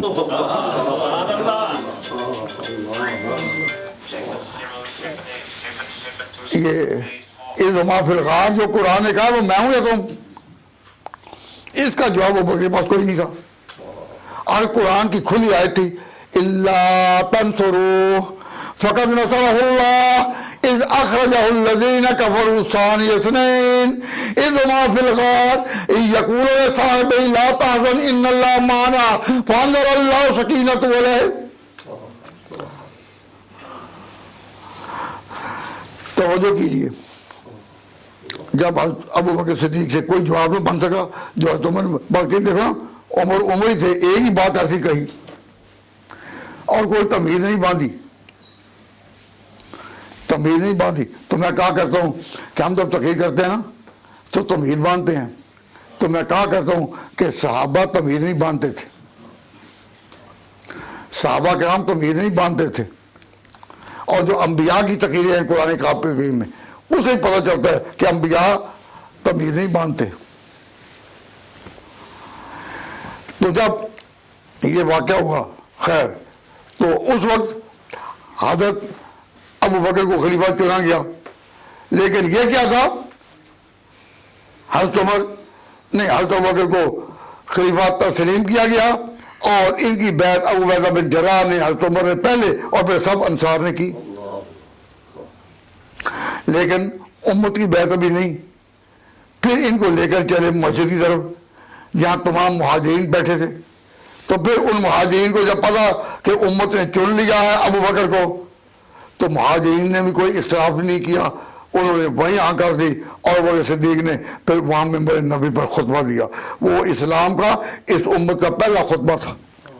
اس سے پہلے حضور تو خطبہ دیتے رہے لیکن امت کا خطبہ پہلا تھا.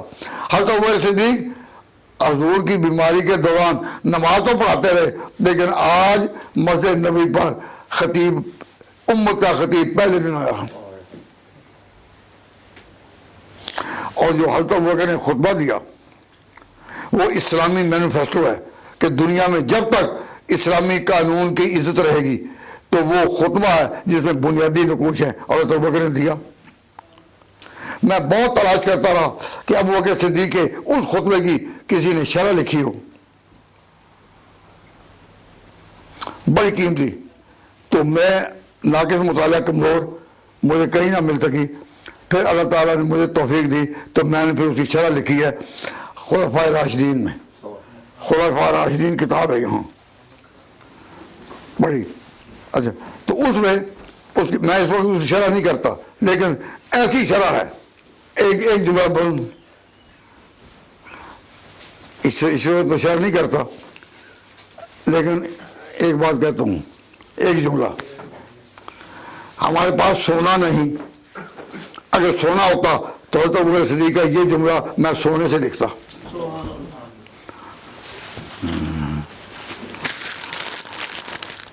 یہ 2 جلدوں میں کتاب ہے خلفائے راشدین جلد اول جلد دوم.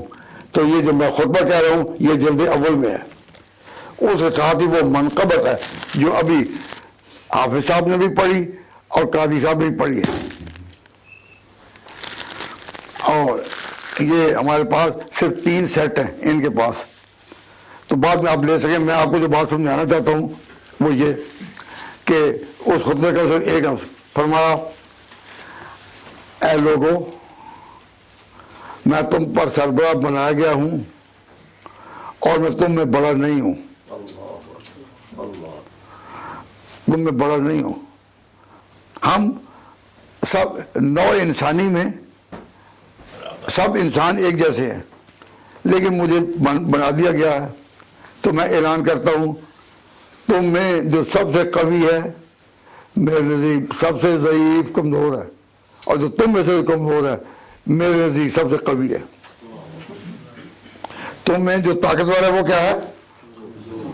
کمزور، اور جو کمزور ہے وہ قوی ہے. اس کی شرح یہ ہے کہ جو آج تم میں کمزور ہے، اے لوگوں جو آج تم میں کمزور ہے وہ اس لحاظ سے قوی ہے کہ کل میرے گردن میں وہ رسا ڈال سکے گا قیامت کے دن. اگر میں نے اس کا حق ادا نہ کیا، اگر میں نے سربراہ ہونے کا حق ادا نہ کیا، اگر میں نے دنیا کو انصاف نہ دیا اور گھر بیٹھے انصاف ان کو نہ ملا، تو وہی جو کمزور ہے اتنا قوی ہے کہ میرے گلے میں اس دن رسا ڈالے گا جیسے کوئی کسی کا حمایتی نہیں ہوگا.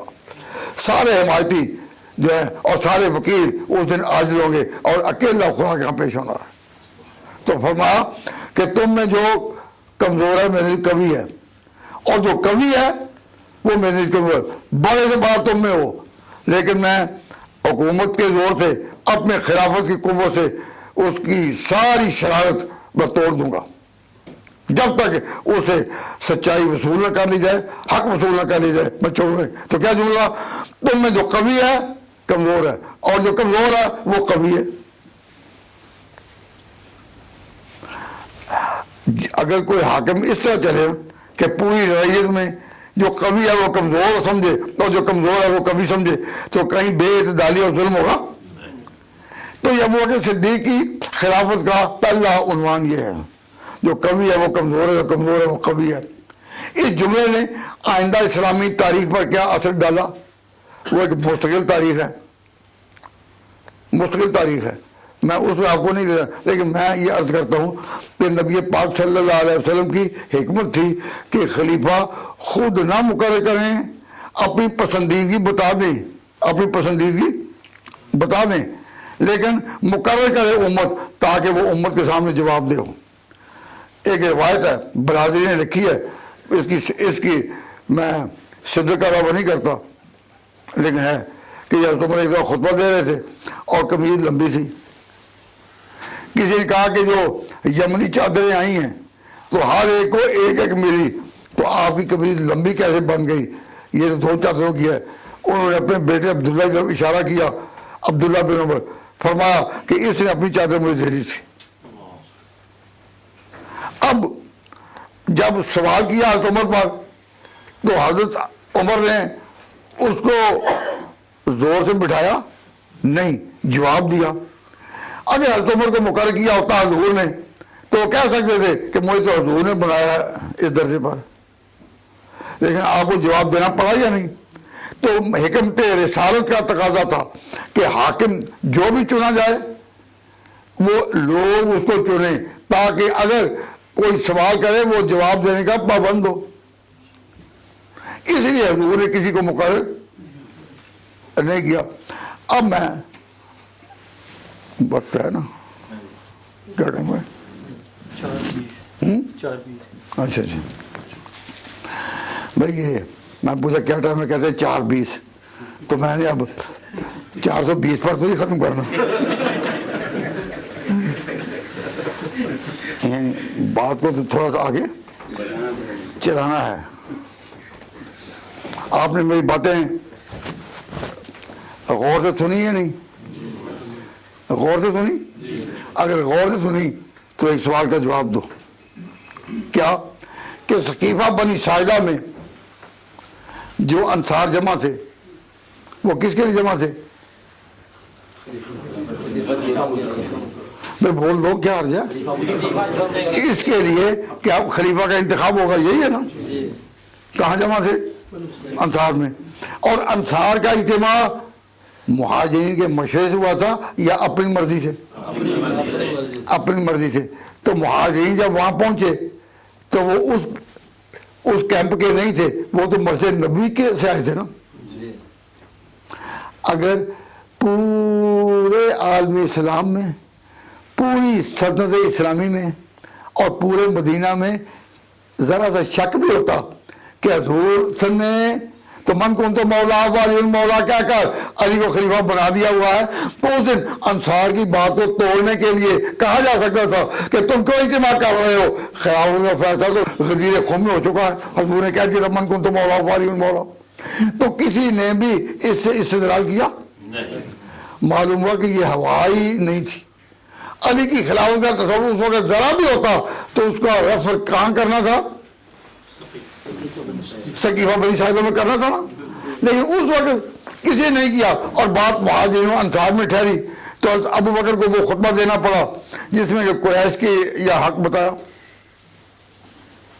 اس سے پتہ چلا کہ یہ جو بات ہے کہ حضرت علی کو مقرر کر دیا تھا، یہ ایک ہوائی بات ہے، یہ ایک ہوائی بات ہے۔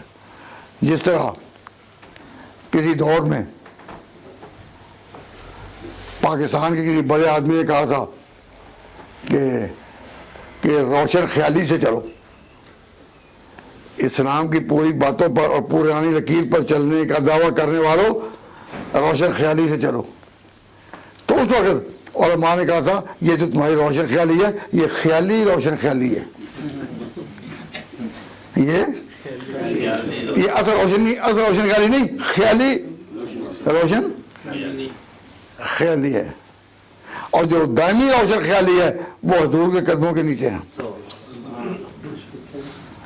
تو اب اگر یہ ذرا سی بھی بات لگی ہوتی اور کہیں یہ اعلان ہوا ہوتا کہ خلافت علی کا حق ہے، تو اس وقت حوالہ پیش کرنے کا تھا نا، تو جب یہ آواز اٹھی ہے تو معلوم ہوا کہ بالکل کوئی بات ہی نہیں تھی۔ تو ایک دفعہ ان کے ایک مناظر نے یہ کہا کہ جی حضور نے آخری وقت میں کاغذ مانگا اور قلم کہ میں کچھ لکھ دوں۔ تو ان سے پوچھا کہ تمہارے خیال میں کسی نے مانگا؟ تمہارے خیال میں کسی نے مانگا؟ کہ اس لیے مانگا تھا کہ وہ علی کو خلیفہ مقرر کرنا چاہتے تھے۔ کب؟ جب بیمار تھے تو آپ نے مانگا کاغذ اور قلم، اس کو چاہتے تھے نا، کہا کہ ہاں۔ تو بھر میں نے کہا کہ پھر اس کا مطلب ہوا کہ اس سے پہلے غدیر خم میں جو اعلان تھا من کنت مولا فاری، تو وہ خلافت کا نہیں تھا، خلافت پر تو اب چاہتے تھے۔ نہیں سن بھائی، اگر وہ غدیر خم میں یہ اعلان ہو گیا تھا تو اب نئے سرے سے اسی کو ضرورت تھی نہیں۔ اب جی ان کو خیال تھا کہ قوم کو وہ شاید بھول چکا ہو، تو معلوم ہوا کہ پھر اسی درجے کا اعلان تھا نا کہ جو بھولا جا سکے۔ اگر اسی درجے کا تھا جو بھولا جا سکے، اب وہ چپ۔ تو میں نے کہا پھر اگر ایسا ہی ہے تو اس کو امت بھول گئی ہے، چل چھوڑ دو۔ پھر اس کو امت بھول گئی، پھر تم دیکھا وہ تو تھا ہی طرح کہ اس کو بھولا جا سکے۔ تو اب اگر کاغذ قلم مانگا تھا لکھنے کے لیے خلافت کا فیصلہ، تو کہو وہاں فیصلہ نہیں ہوا تھا، اور وہاں ہو گیا تھا پھر اس کی ضرورت نہیں تھی۔ اب ایک بات ذرا توجہ سنیں، عام طور پر جب کوئی فوت ہو تو اس کا غسل و کفن کن کے ذمہ ہوتا ہے؟ گھر والوں کے ذمہ۔ تو حضور اکرم صلی اللہ علیہ وسلم کو اگر غسل دیا گھر والوں نے، یعنی حضرت علی مرضی نے دیا، تو یہ دستور زمانہ چلا آ رہا ہے کہ فوت ہونے پر غسل و کفن گھر والوں کا ہوتا ہے۔ تو اگر حضرت علی نے دیا، اس پر پروپیگنڈے کی یہ دیوار استوار کرنا کہ دیکھا صحابہ تو ان کو غسل دینے کو تیار نہ تھے، یہ کن کا کام ہے؟ جو لڑائی کرانے والے ہوں، کہتے ہیں دیکھو جی صحابہ نہیں آیا گیا ہے۔ اور اگر ہم یہ کہیں کہ بھئی یہ تو رواج چلا آ رہا ہے شروع سے کہ جب کوئی زندہ ہے وہ قوم کا، لیکن جب فوت ہو جائے تو وہ گھر والوں کی ذمہ ہوتا ہے۔ تو اب پروپیگنڈا کیا گیا کہ دیکھو کیا کیا، لاشا نبی کا تھا بے گورو کفن پڑا، لاشا نبی کا تھا بے گورو کفن پڑا، وہاں ہو رہا تھا تخت خلافت کا فیصلہ۔ ایسی خلافتوں کا بتاؤ اصول کیا؟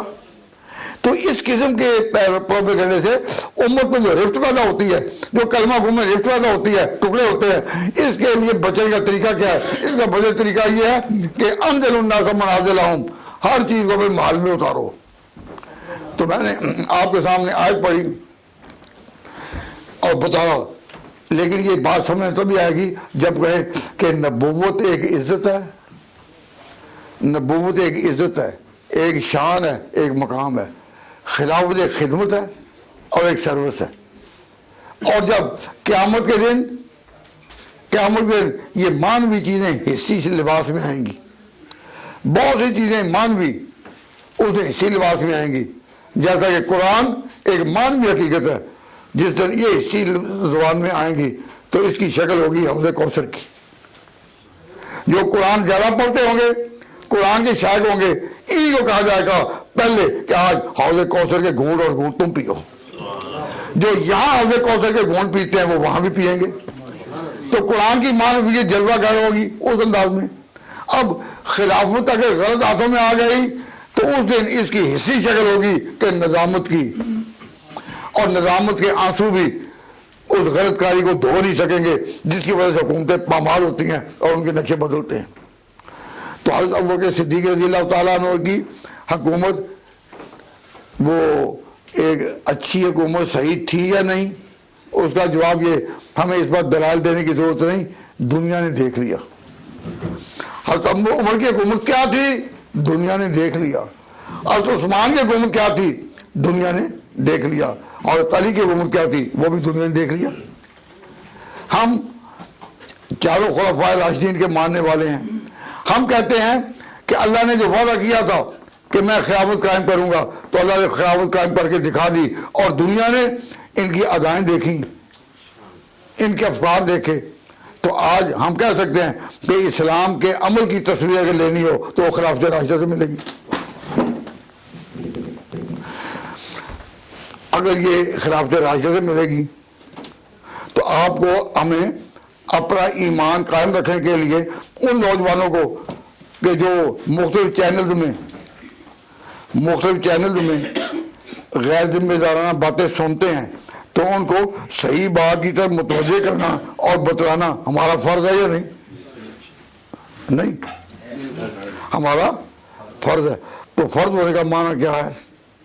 کہ ہم اپنی بساط کے مطابق سب اصلاحی میں کہتے ہیں کہ ہم نے بغیر کسی کو ڈرانے کے، بغیر کسی دہشت گردی کے، بغیر کسی رفٹ کے، بغیر کسی تفرقہ کے ہم سچائی کے پھول اس انداز میں پیش کریں کہ اس کی خوشبو سے سارا ماحول چہک جائے، مہک جائے۔ تو آپ اس طریقے کو پسند کرتے ہیں کہ نہیں؟ تو پھر ایک سارے عقیدے ان کے غلط ہیں، لیکن ایک عقیدہ آپ کا بھی غلط ہے۔ آپ میں سے کچھ لوگوں نے عقیدہ بنا لیا ہوا ہے کہ دین وہی ہے جو ہم علماء سے سن لیں، پڑھنا نہیں۔ دین کو پڑھنے والے کتنے ہیں؟ اگر پڑھنا نہیں، جب میں کہوں بھائی پڑھو، ارے آپ نے جو سنا دیا ہمارا ایمان ہے، سنا دیا اس پر ہمارا ایمان ہے، پڑھنا نہیں۔ تو میں نے کہا کہ یہ ہمارا پہلا حضور کی نبوت کا پہلا بیج جو بویا گیا غار حرا میں، کہا جبریل نے آ کر اقرا پڑھو، تو ہمارا تو پہلا بیج بویا گیا تھا وہ تھا پڑھو۔ تو جب بیج بویا جائے تو پھر کیا ہوتا ہے؟ زمین کو پانی دیا جاتا ہے یا نہیں؟ تو بیج تو اللہ نے بو دیا۔ جب عالم اللہ میں سب سے اقرار کرایا اپنی ربوبیت کا، الستو بربکم، تو بیج تو بویا گیا، اور اس پر پھر خدا کی وحی کی بارش ہوئی، اور پھر جو پودے کھلے ان میں سے ان پودے جو کھلے ان میں ہم ابوبکر کی عظمتوں کو سلام کرتے ہیں، حضرت عمر کی عظمتوں کو سلام کرتے ہیں، حضرت عثمان کی عظمتوں کو سلام کرتے ہیں، اور علی مرضیٰ کی عظمتوں کو بھی سلام کرتے ہیں۔ اس میں آپ ہمارے ساتھ ہیں یا نہیں؟ اب دعا کرتے ہیں، ربنا تقبل منا انک انت السمیع العلیم۔ عبدالغنی نے مہمان نوازی کی تھی، انکل عبدالغنی، دعا فرمائیں۔ انہوں واسطے اچھا وہ لے کہ نہیں یہ جنہوں نے آپ حضرات میں جو حضرت صدیق اکبر کے حضور اپنی عقیدت کے پھول پیش کرنے کے لیے یہاں تشریف لائے، تو ان کے انکل عبدالغنی صاحب نے ان سب کے لیے مہمانی کا انتظام کیا کہ صدیق اکبر کی عظمت سننے کے لیے، بیان کے لیے، انتظام کے لیے جو آئے اللہ تعالیٰ کو قبولیت عطا فرمائے۔ ان کی مہمان نوازی کے لیے انہوں نے جوت کی، اللہ ان کو بھی جزا عطا فرمائے۔ اور جتنے حضرات یہاں دور دور سے آئے، لیکن افسوس یہ کہ قریب کے لوگ بہت کم آئے ہیں، رات کے اجتماع میں وہ حاضر تھے، اللہ تعالیٰ ان کو بھی ثواب میں شریک فرما دے۔ ربنا تقبل منا انک انت السمیع العلیم وتب علینا انک انت التواب الرحیم۔ ربنا ظلمنا انفسنا وان لم تغفر لنا وترحمنا لنکونن من الخاسرین۔ واعف عنا واغفر لنا وارحمنا انت مولانا فانصرنا علی القوم الکافرین۔ اللہم حبب الینا الایمان وزینہ فی قلوبنا وکرہ الینا الکفر والفسوق والعصیان واجعلنا من الراشدین یا ارحم الراحمین یا ارحم الراحمین۔ وصلی اللہ تعالی علی خیر خلق محمد خاتم النبیین وعلی آل الطاہرین واصحاب اجمعین برحمتک یا ارحم الراحمین لا الحمد